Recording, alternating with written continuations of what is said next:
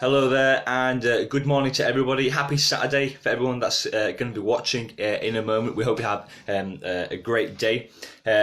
So last night, some of our guys, we were tuning into the Proximity Conference, which was hosted by Eden, which is from the Message Trust in Manchester. Hey, good morning, Joe.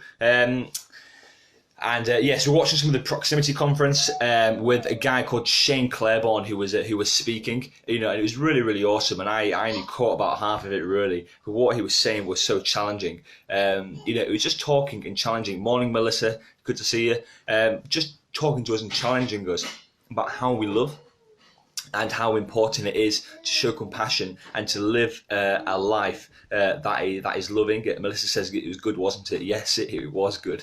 It was fantastic, and it was just so refreshing just to hear such this simple truth kind of reaffirmed, so to speak. And he kind of Shane talked about like how we'd spent time like with Mother Teresa, kind of learning from her, kind of being around her, kind of being around people like that, like around the kind of convent and living quite a simple life. I just kind of really asking, okay, what does it mean to be a committed disciple of Jesus in today's world, in this society, with all of our distractions, with everything that's going on, with our life so filled with stuff? What does it look like to be, a committed Christian in this time? Hey, Chris, good morning to you. Hope you're going to have a great day, buddy.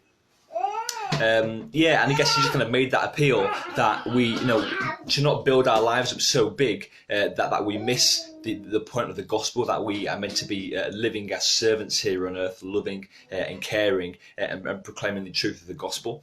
He said a quote from a preacher that he saw. He said, don't climb the ladder too high in terms of up in life. Don't try and build your life up so much that you miss Jesus kind of coming down the ladder, which is so, don't climb up the ladder that you might miss Jesus kind of coming down the ladder. Morning, Jamie. Morning, Nanette. Morning, Matt.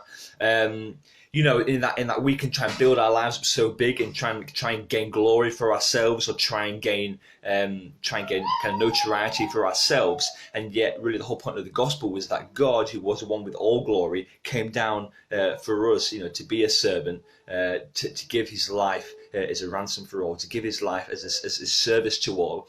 And he sets that example for us, and that we are meant to live in that example, that we are meant to be servants of all. And that's I guess what Shane was really talking about. And he talked about how, when we stand before God, at the end of days, God will kind of like a look at our lives. He won't be asking, Shane said, he won't be asking like theological questions. Did you believe this? Did you believe this? Did you get this right in your head? He didn't say, what did you think? He said, he would ask, how did you love? How did you love? And it says in Matthew 25, it says, all the nations will be gathered before God, and God will separate the people from one another as a shepherd separates the sheep from the goats. He will put the sheep on his right and the goats on his left. And it's talking about the end of days. So Chris says, good morning, it was good and challenging. Yeah, it was. And Jenny's watching as well. So good morning to you guys. And then it says, then the king will say to those on his right, come, you who are blessed by my father, take your inheritance. For I was hungry and you gave me something to eat. Oh, Sammy just wants to say hello. Everyone say good morning to Sammy. Good morning. Good morning. I'll be there in a second, buddy. For I was hungry and you gave me something to eat. I was thirsty and you gave me something to drink. I was a stranger and you invited me in. I needed clothes and you clothed me. I was sick and you looked after me. I was in prison and you came to visit me. And then those people will ask, well, God, where did we ever see you? Christ, where did we ever see you? Do you want something to eat? I'll get something to eat in a minute. Just wait a minute. I want some more grapes. And then he said, Jesus would say, I tell you the truth, whatever you did for one of the least of these brothers, you did for me. So whenever we show compassion and love and grace and mercy towards our fellow man, we do so to God as well, because they are part of his creation. So, and that's the challenge really. And I guess what kind of challenges me about that is that God is talking about the end of days, where God will separate those who are saved from those who aren't saved. And yet the thing that will characterize those who are saved is that they will live a life of love. They haven't got to that position because they have loved, not because of great works.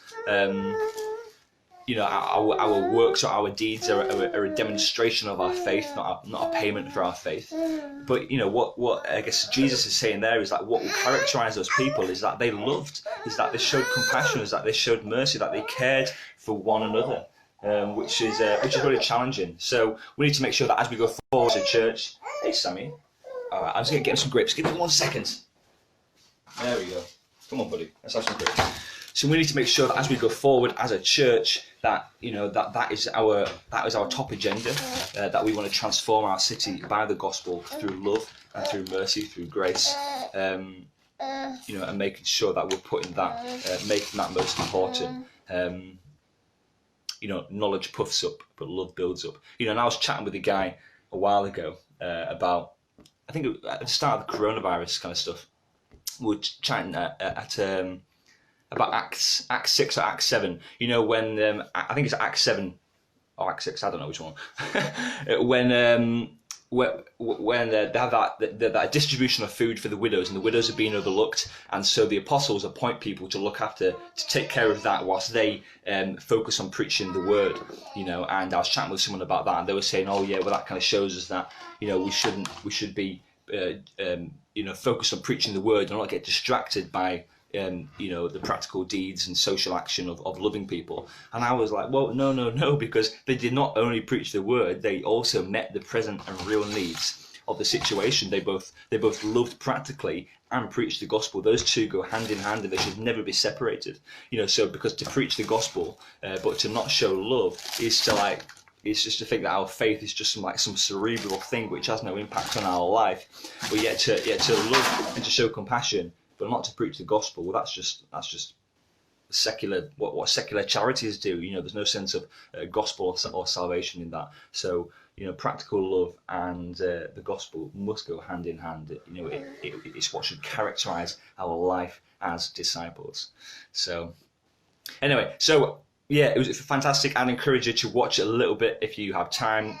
We did it as like a watch party on our Facebook thing. So if you look on our Facebook page, you're sure to find the link and you can watch some of it and be encouraged by it. So I'll say good morning to a few more people. So Sarah was watching. Good morning, Sarah. Jane, Jackie, Brian. Good to see you. Faye, good to see you. Good morning. And Jamie said, Father, help us and send some guidance, Father, from above. There we go. Where is the love? I thought it was brain then, but no, it's just the words of Black Eyed Peas. There we go. I did think that as well. So fantastic. Well, great to see you all guys this morning. Have a fantastic day, and remember, where is the love? We got to bring the love. Okay, so there we go. God bless you guys. We'll see you tomorrow for church. Bye bye bye.